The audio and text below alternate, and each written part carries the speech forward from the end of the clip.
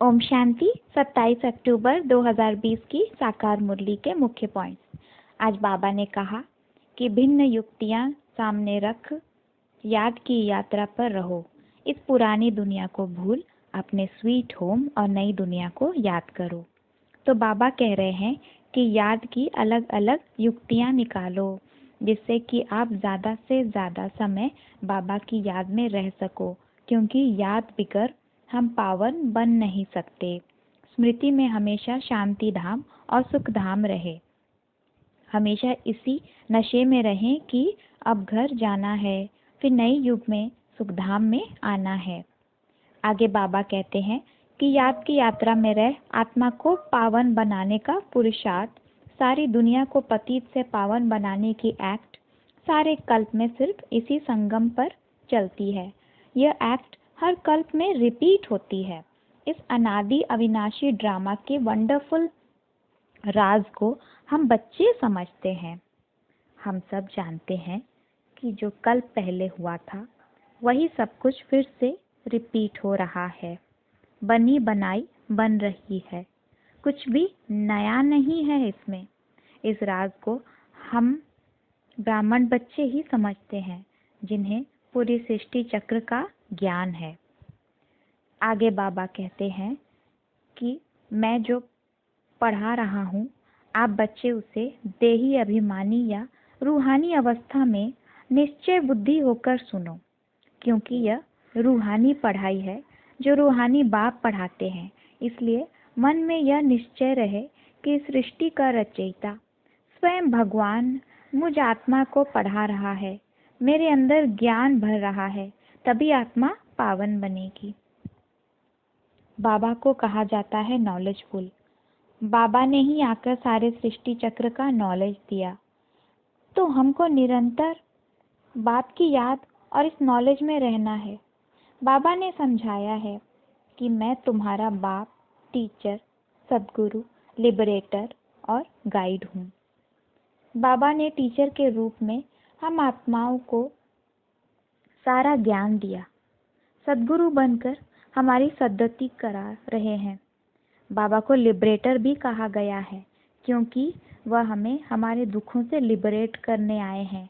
और गाइड कहा गया है क्योंकि शांति धाम तक बाबा ही हमें गाइड करके ले जा रहे हैं। बाबा आए हैं हमें पढ़ाकर, सिखलाकर, कांटों से फूल बनाकर घर ले जाने के लिए। हमारा असली घर तो शांति धाम है, और सिवाय बाबा के और कोई हमें वहाँ ले जा नहीं सकता। शांति धाम के बाद फिर सुख धाम में भी पहले पहले हम ही आएंगे। बाबा कहते हैं सतयुग त्रेता में कोई शास्त्र नहीं थे, क्योंकि वहाँ ज्ञान की दरकार नहीं थी। हर आत्मा पूर्ण रूप से ज्ञानी और 16 कला संपन्न थी, और तब सिर्फ आदि सनातन देवी देवता धर्म ही था। द्वापर से जब अन्य धर्म आते हैं तो उनके शास्त्र फिर कायम हैं।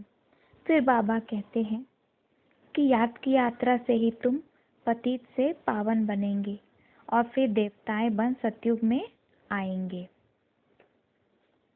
हम जानते हैं कि सारे कल्प में सिर्फ संगम युग पर ही हम याद की यात्रा का पुरुषार्थ करते हैं। यह सृष्टि चक्र फिरता रहता है। यह अविनाशी ड्रामा है जो कई बार रिपीट हो चुका है।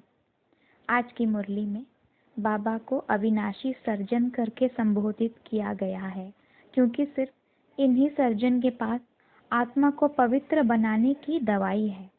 बाबा हमें आप समान पवित्र बनाकर फिर विश्व का मालिक बनाते हैं। फिर बाबा कहते हैं कि तुम बच्चों को बहुत अच्छी सर्विस करनी है, हर एक आत्मा का उद्धार करना है। तुम बच्चों पर बहुत रिस्पॉन्सिबिलिटी है। देखना है कि जैसे कोई भी आत्मा इस ज्ञान से वंचित ना रहे।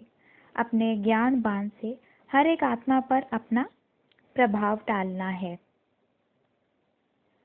फिर बाबा ने कहा कि हम बच्चे पुरुषार्थ कर रहे हैं सूर्यवंशी घराने में पहले पहले आने के लिए।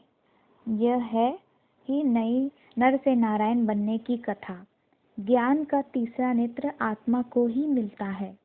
आत्मा ही पढ़कर नॉलेज सुनकर देवता बन रही है, फिर राजाओं का राजा बनेगी। तो अभी याद की यात्रा में रहना है, सृष्टि चक्र को भी याद करना है, पुरानी दुनिया को बुद्धि से भूलना है। धारणा के लिए मुख्य सार, बुद्धि में रहे अब हमारे लिए नई दुनिया स्थापना हो रही है। यह दुख की पुरानी दुनिया खत्म हुई कि हुई, यह दुनिया बिल्कुल पसंद नहीं आनी चाहिए। जैसे बाबा ने अपना सब कुछ एक्सचेंज कर दिया तो बुद्धि कहाँ जाती नहीं, ऐसे फॉलो फादर करना है। दिल में बस यही चाहना रहे कि हम मनुष्य को देवता बनाने की सेवा करें, इस वैश्यालय को शिवालय बनाएं। वरदान है, मुरली के साज द्वारा माया को सरेंडर कराने वाले मास्टर मुरलीधर भव।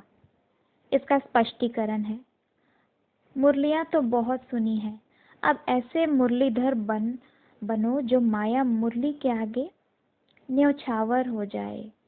मुरली के राज का साज अगर सदैव बजाते रहो तो माया सदा के लिए सरेंडर हो जाएगी। माया का मुख्य स्वरूप कारण के रूप में आता है। जब मुरली द्वारा कारण का निवारण मिल जाएगा तो माया सदा के लिए समाप्त हो जाएगी। कारण खत्म अर्थात माया खत्म। तो बाबा कहते हैं कि ज्ञान की ऐसी मुरली बजाओ कि माया हमारी दासी बन जाए।